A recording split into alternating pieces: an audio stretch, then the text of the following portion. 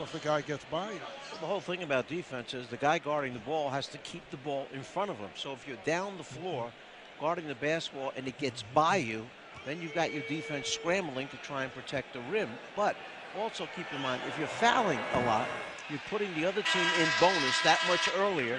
They're getting to shoot extra free throws because of your aggressiveness, and they know they need this guy on the floor at the end of games. He's improved immensely at the offensive end. He's one of the toughest on-ball defenders in the league. We're talking about Avery Bradley.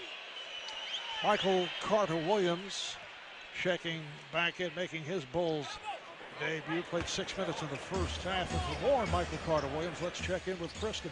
Yeah, I spoke with him right before the game, Marvin, and he kind of laughed when he talked about the transition, saying it's been great, everybody's been welcoming, but he's still learning everybody's names and which door he's even supposed to walk into. As far as that number 7, though, he did initially select the number 1, as we see Isaiah Thomas sink the deep 2.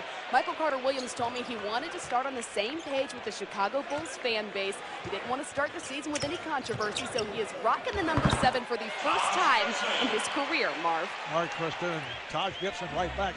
Celtics taking the lead for the first time off that shot by Thomas, but they're going to look at it. It was called a 3, put a question on it, so they'll look at it. First opportunity, Thomas called for the travel. Yeah, the defender went up to take away the three-point line. It made Thomas think twice about it, shuffled his feet. That's where the travel happened. Thomas called for the travel. Watch. Yeah, the defender went up to take away the three-point line. It made Thomas think twice about it, shuffled his feet. That's where the travel happened. Terry Rozier, the second-year player out of Louisville, come back for Boston. Guarding Rondo. Here's Butler for 3. They have been on fire from three-point range. 8 for 16 from downtown. Butler 4 for 4 in the three-point shooting department. Good job here by Gibson. That looked like a double dribble. Amir Johnson not able to hit. You used to do that in the playground, put 2 Quite hands a on bit. the ball. You know? Quite a bit. Mirotic just ran back in, able to hit from the perimeter. Finally knocked one down. First half he got going by putting it on the floor and creating things offensively. Couldn't make a shot from the perimeter. This time he goes back to doing what he does best, making perimeter shots. 7 unanswered for Chicago. Oh, what a move there. Thomas unable to finish. Thought he was fouled. Mirotic comes across. Just under 3 to go in this third quarter. Butler puts the move on Crowder. Off the fade. Crowder did not go for it. Kept alive by Carter-Williams. They have a new 24. Rondo off the screen. Trying to take it all the way. A foul. And the ball is actually knocked away. Deflected out by Johnson. Johnson does a good job of staying with it, watching the ball, and when Rondo brings it down that low, it's easy to block for the big man. Now the rookie from the University of California, Celtics first-round pick, Jaylen Brown, comes back in, played 7 minutes in the first half. Played well last night on the win over the Nets. And that is tipped out by Johnson. 2.5 remaining in the third. Marv Albert with the czar, Mike Fratello, Kristen Ledlow as the profile on tremendous athlete Jaylen Brown. Pac-12 freshman of the year. 12 on the shot clock.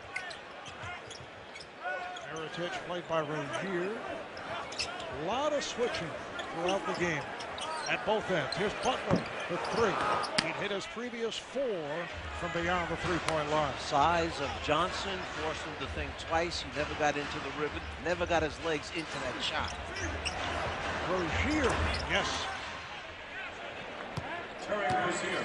75-71, Bulls. 2 minutes. Carter-Williams out to Mirotic. And again, we get a collision with players on the floor. Jaylen Brown being helped up along with Jimmy Butler.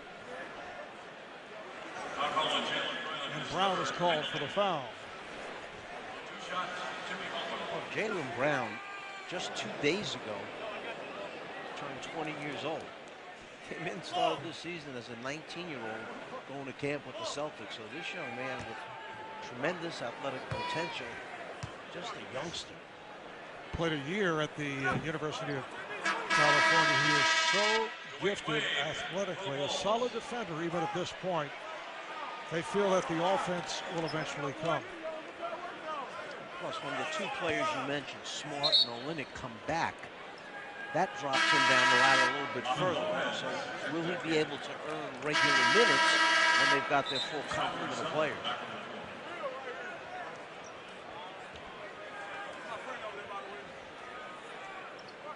Tyler Zeller checks back in, as does Robin Lopez. Wayne Wade returns. Just under 2 minutes to go in the third. Bulls by 5. Opening night here in Chicago. Here's Brown attempting a 3.